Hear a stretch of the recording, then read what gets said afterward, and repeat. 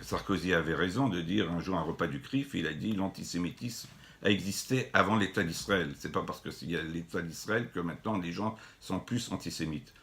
Et on sait ce que c'était avant la guerre et qu'il n'y avait pas l'État d'Israël qui ouvrait les bras pour nous recevoir. Donc aujourd'hui, nous devons être confrontés à cette situation, mais je dirais qu'il n'y a pas d'antisémitisme d'État. Et ça, c'est aussi très important. Il y a des incidents qui arrivent, regrettables, qui sont condamnables et inacceptables. Il y a eu même des morts juifs aujourd'hui. Bien sûr. Même une dernière minute où on voit un homme qui a été lacéré, etc.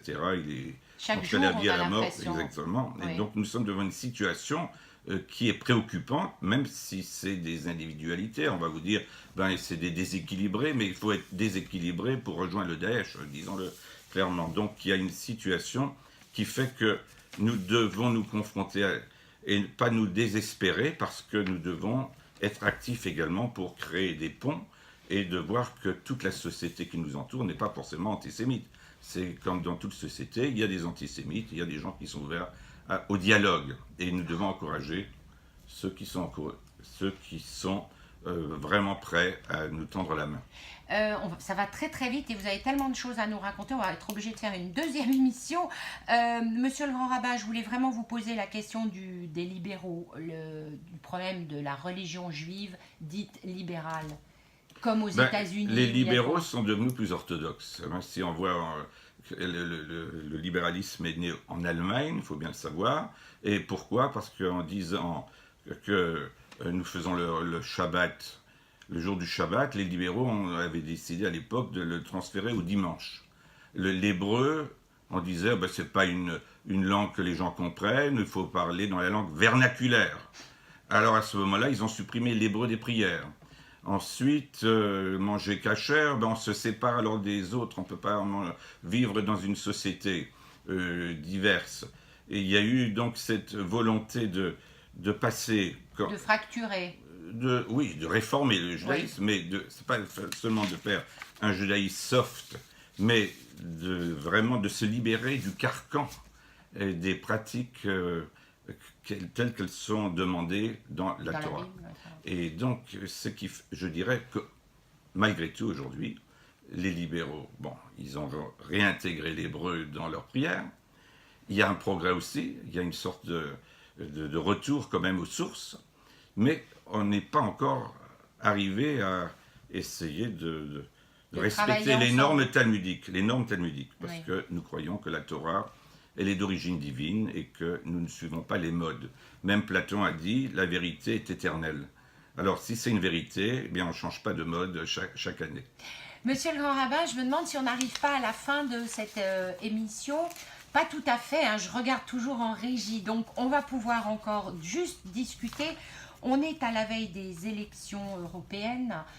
Je sais bien que le religieux et le politique doivent rester chacun, comme on dit, sur leur chemin. Mais est-ce que vous avez une pensée? Vous votez, bien sûr, sans vous demander pour qui vous irez voter, comme beaucoup de gens. Qu'est-ce que vous pensez de ces futures élections européennes? Est-ce que ça vous fait peur?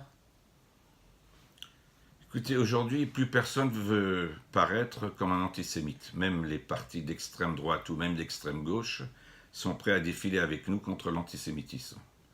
C'est quand même déjà un bon point. Il ne faut pas les rejeter, disons, puisqu'il y a une bonne volonté en disant « nous ne voulons pas être antisémites ». La réalité, elle est beaucoup plus douloureuse, puisque on le voit aujourd'hui de plus en plus que l'antisionisme est un prétexte pour avoir une meilleure présentation. Et que nous le voyons ça dans nos rues, hein, moi j'habite dans une rue où il y avait Orange, et puis il y a eu un jour une manifestation pour boycotter Orange parce qu'il y avait une fabrique qui faisait des appareils dans les territoires, des territoires libérés, disputés, avait dit Mitterrand. Alors il se trouve qu'il y avait des manifestations, il y avait une quinzaine de Français de souche, comme on dirait à l'ancien parti de droite, extrême droite, et ils ont empêché les clients d'entrer dans le magasin. Alors j'ai dit, mais c'est vous qui faites une occupation des locaux de la rue Victor Hugo.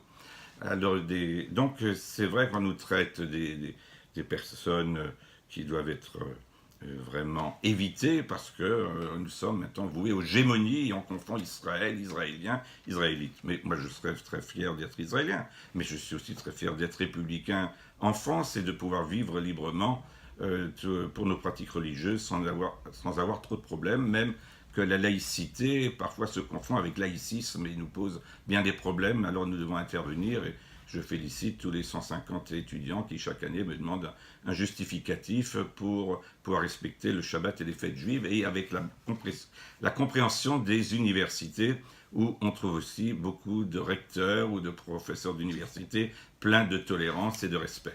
Merci, monsieur le grand rabbin, pour cette conclusion que vous avez faite fort bien. Mon invité, je lui demande toujours une musique, et donc vous avez choisi, vous êtes arrivé avec votre disque et votre musique. Quelle était cette musique? Alors, c'est le Yigdal que l'on chante à la fin de l'office du vendredi soir. C'est un hymne superbe qui résume un peu les 13 dogmes auxquels nous devons adhérer, et notamment cette espérance dans un monde meilleur. Donc, et c'est chanté par le magnifique chœur de la grande synagogue de Jérusalem. Monsieur le grand rabbin Wertenschlag, merci d'être venu en toute franchise.